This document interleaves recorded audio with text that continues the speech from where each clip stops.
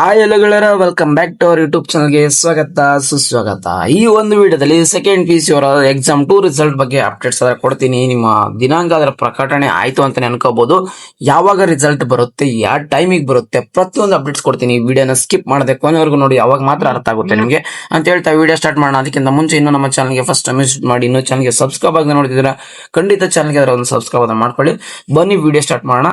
ನೋಡಿ, ಈಗ ಎಕ್ಸಾಮ್ 2 ಯಾವಾಗ ನಿಮ್ದು ಕಂಪ್ಲೀಟ್ ಆಯ್ತು, ಇದೇ ತಿಂಗಳು ಮೇ 13 ವರೆಗೂ ಇತ್ತು. ಓಕೆನಾ? ಮೇ 13 ಆದ್ರೆ ನಿಮಗೆ ಯಾವಾಗ ವ್ಯಾಲ್ಯೂಯೇಷನ್ ಸ್ಟಾರ್ಟ್ ಆಗುತ್ತೆ ಅಂದ್ರೆ 1 or 2 ಡೇಸ್ ಅಲ್ಲಿ, ಅಂದ್ರೆ ಈಗ ನಾಳೆ ಸ್ಟಾರ್ಟ್ ಆಗುತ್ತೆ, ಮೇ 15ಗೆ ಸ್ಟಾರ್ಟ್ ಆಗುತ್ತೆ. ಓಕೆನಾ? ಮೇ 15 ವ್ಯಾಲ್ಯೂಯೇಷನ್ ಸ್ಟಾರ್ಟ್ ಆದ್ರೆ ವಿತಿನ್ 10 ಡೇಸ್ ಅಲ್ಲಿ ನಿಮ್ಮ ಒಂದು ವ್ಯಾಲ್ಯೂಯೇಷನ್ಸ್ ಕೂಡ ಕಂಪ್ಲೀಟ್ ಆಗುತ್ತೆ. ಯಾಕಂದ್ರೆ ಎಕ್ಸಾಮ್ 2 ಬರೆಯೋದು ತುಂಬಾನೇ ಕಡಿಮೆ ಸ್ಟೂಡೆಂಟ್ಸ್ ಅದ್ರಾಗಿರ್ತಾರೆ, ಮತ್ತೆ ಅಲ್ಲಿ ಜಾಸ್ತಿ ಇಂಪ್ರೂವ್ ಮಾಡ್ಕೊಳಕ್ ಬರೀತಿರ್ತಾರೆ. ಇನ್ನು ಸ್ವಲ್ಪ ಜನ ಫೇಲ್ ಆದ್ರೆ ಪಾಸ್ ಆಗೋಸ್ಕರ ಬರೀತಿರ್ತಾರೆ. ಅದಕ್ಕೋಸ್ಕರ ವಿತಿನ್ 10 ಡೇಸ್ ಅಲ್ಲಿ ನಿಮ್ಮ ಒಂದು ವ್ಯಾಲ್ಯೂಯೇಷನ್ಸ್ ಕಂಪ್ಲೀಟ್ ಆಗುತ್ತೆ. ವ್ಯಾಲ್ಯೂಯೇಷನ್ಸ್ ಕಂಪ್ಲೀಟ್ ಆಗಿ 1 or 2 ಡೇಸ್ ಅಲ್ಲಿ ನಿಮ್ಮ ರಿಸಲ್ಟ್ ಕೂಡ ಬಂದ್ಬಿಡುತ್ತೆ. ಓಕೆನಾ?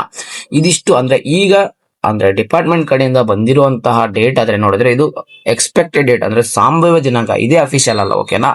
ಯಾವಾಗಪ್ಪ ಅಂದ್ರೆ ಈ ತಿಂಗಳು 25ನೇ ತಾರೀಕು ಬರುವಂತಹ ತುಂಬಾನೇ ಚಾನ್ಸಸ್ ಇದೆ. ಓಕೆನಾ? ಅಂದ್ರೆ ಈ 24ನೇ ತಾರೀಕು ಪ್ರೆಸ್ ಮೀಟ್ ನಡೀತದೆ. ಓಕೆನಾ? ಈ ತರ ನಿಮಗೆ second P C exam result ನಾಳೆ ಬರುತ್ತೆ, ದಿನಾಂಕ ಪ್ರಕಟಣೆ ಅಂತ ಪ್ರೆಸ್ ಮೀಟ್ ಎಲ್ಲ ನ್ಯೂಸ್ ಗಳಲ್ಲಿ ಕೊಡುತ್ತೆ, ಮತ್ತೆ ಸುತ್ತಲೂ ಕೂಡ ಹೊರಡಿಸ್ತಾರೆ. ಅವಾಗ ನಮ್ಗೆ 25ನೇ ತಾರೀಕು ಬರುತ್ತೆ ಅಂತ ಕನ್ಫರ್ಮ್ ಆಗುತ್ತೆ. ಯಾಕಂದ್ರೆ ನಾವು ನೋಡ್ಬೋದು, ನೆಕ್ಸ್ಟ್ ಸರಿ ನಾಳೆ ಬಿಡುತ್ತೆ ಅಂತ ಹೇಳ್ಬಿಟ್ಟು ಅದ್ರ ಬಿಫೋರ್ ನೈಟ್ ಏನ್ ಮಾಡಿದ್ರು, ನಾಳೆ ರಿಸಲ್ಟ್ ಬರಲ್ಲ ಅಂತ ಹೇಳ್ಬಿಟ್ರು. ಎಕ್ಸ್ಪೆಕ್ಟೆಡ್ ಡೇಟ್ ಆದ್ರೆ ಹೇಳ್ಬೋದು ನಿಮಗೆ ಡೇಟ್ ಅನ್ನೋದು ಈ ಮಂತ್ 25ಗೆ ರಿಸಲ್ಟ್ ಬರೋ ಚಾನ್ಸಸ್ ಇದೆ. ಆಮೇಲೆ ಇನ್ನೊಂದು ಸಾಕಷ್ಟು ಜನ ಕೇಳ್ತಾರೆ, ಗ್ರೇಸ್ ಮಾರ್ಕ್ಸ್ ಕೊಡ್ತಾರಾ, ಆಮೇಲೆ ಪಾಸ್ ಮಾಡ್ತಾರಾ ಅಂತ ಒಂದು ಕ್ವಶನ್ಸ್ ಕೇಳಿದ್ರೆ, ನೋಡಿ, ಎಕ್ಸಾಮ್ 2 ನ ಬರೀತಿರೋದೇ ಎಲ್ಲ ಒಂದು ಸ್ಟೂಡೆಂಟ್ಸ್ ನ ಪಾಸ್ ಮಾಡಬೇಕು, ಮತ್ತೆ ಪಾಸ್ ಆಗ್ಲಿ ಅಂತ ಉದ್ದೇಶದಿಂದಾನೇ, ಮತ್ತೆ ಸ್ಕೋರ್ ಇಂಪ್ರೂವ್ ಮಾಡ್ಕೊಳ್ಳಿ ಅಂತ. ಓಕೆನಾ? ನೀವೇನಾದ್ರು ಪಾಸಿಂಗ್ ರೇಂಜ್ ಅಲ್ಲಿ ಬರ್ತಿದ್ರೆ 1 or 2 ಮಾರ್ಕ್ಸ್ ಚಾನ್ಸ್ ಇತ್ತು ಅಂದ್ರೆ ಪ್ರಾಬಬಿಲಿಟಿ ಪಾಸ್ ಆಗೋ ಚಾನ್ಸಸ್ ತುಂಬಾನೇ ಇರುತ್ತೆ. ಓಕೆನಾ? ಅಂದ್ರೆ ಆಲ್ಮೋಸ್ಟ್ ಪಾಸಿಂಗ್ ಹತ್ತತ್ರ ಬಂದಿದ್ದೀನಿ ಅಂದ್ರೆ ಪಾಸ್ ಆಗೋ ಚಾನ್ಸಸ್ ಇರುತ್ತೆ. ಪಾಸ್ ಆಗೋರು ಅಷ್ಟೇ ಬರ್ತಿದ್ರೆ ಅಂದ್ರೆ ಪಾಸ್ ಆಗೋ ತುಂಬಾನೇ ಚಾನ್ಸ್ ಇರುತ್ತೆ. ಬಟ್ ಸ್ಕೋರ್ ಮಾಡೋರು ಕೂಡ ಒಳ್ಳೆ ಚಾನ್ಸ್ ಇರುತ್ತೆ. ಯಾಕಂದ್ರೆ ಎಕ್ಸಾಮ್ 2 ಅಲ್ಲಿ ಸ್ಕೋರ್ ಮಾಡ್ಬೇಕಂತ ಬಂದವ್ರದ್ದು ಅವ್ರದ್ದು ಈಗ ತುಂಬಾ ಕಡಿಮೆ ಇರೋದ್ರಿಂದ ಸ್ಕೋರ್ ಮಾಡೋ ಚಾನ್ಸಸ್ ಇರುತ್ತೆ. ಓಕೆನಾ?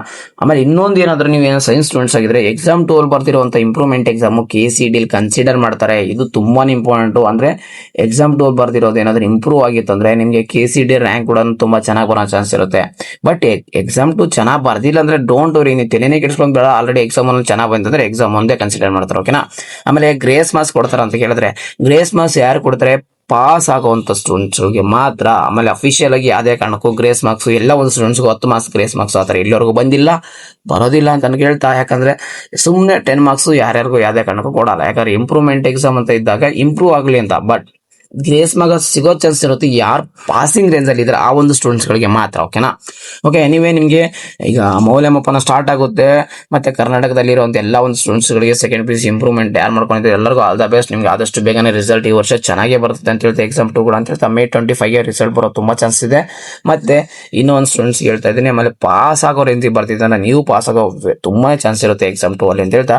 ನೆಕ್ಸ್ಟ್ ನಿಮಗೆ ಕಂಪ್ಲೀಟ್ ಆಗಿ ಸೈನ್ಸ್ ಗೈಡೆನ್ಸ್, ಅಂದ್ರೆ ಸೈನ್ಸ್ ಮುಗಿದ ಮೇಲೆ ನಿಮ್ದು ಗೈಡೆನ್ಸ್ KCD ಗೈಡೆನ್ಸ್ ಇದೇ ಒಂದು ಚಾನಲ್ ಮುಖಾಂತರ ಸಿಗುತ್ತೆ. ನೀವು ಚಾನಲ್ಗೆ ಸಬ್ಸ್ಕ್ರೈಬ್ ಮಾಡ್ಕೊಂಡಿರಿ. ಮತ್ತೆ ನೀವು ಬೇರೆ ಒಂದು ಕೋರ್ಸ್ಗಳು ತೊಗೊಂಡಿದ್ರೆ ನಿಮಗೆ ಸ್ಕಾಲರ್ಶಿಪ್ ರಿಲೇಟೆಡ್ ವಿಡಿಯೋಸ್ ಬರ್ತಾ ಇರುತ್ತೆ. ಅದು ಎಲ್ಲ ಅಪ್ಡೇಟ್ಸ್ ಬೇಕಾದ್ರೆ ಈ ಒಂದು ಚಾನಲ್ಗೆ ಸಬ್ಸ್ಕ್ರೈಬ್ ಮಾಡ್ಕೊಂಡು ಇಟ್ಕೊಂಡಿರಿ ಅಂತ ಹೇಳ್ತಾ, ನಿಮ್ಗೆ ಏನೇ ಡೌಟ್ಸ್ ಇದ್ರೆ ಖಂಡಿತ ಕಮೆಂಟ್ ಬಾಕ್ಸ್ ಅಲ್ಲಿ ಹಾಕಿ, ನಿಮ್ಮ ಒಂದು ಕಮೆಂಟ್ಸ್ ಆನ್ಸರ್ ಮಾಡ್ತೀನಿ, ಇಲ್ಲಾಂದ್ರೆ ಡೆಡಿಕೇಟ್ ಆಗಿ ವಿಡಿಯೋ ಮಾಡಿ ತಿಳಿಸ್ತೀನಿ ಅಂತ ಹೇಳ್ತಾ ಸಿಗೋಣ ಗಾಯ್ಸ್ ನೆಕ್ಸ್ಟ್ ಮುಂದಿನ ವಿಡಿಯೋದಲ್ಲಿ. Take care guys, love you all, tata, bye bye.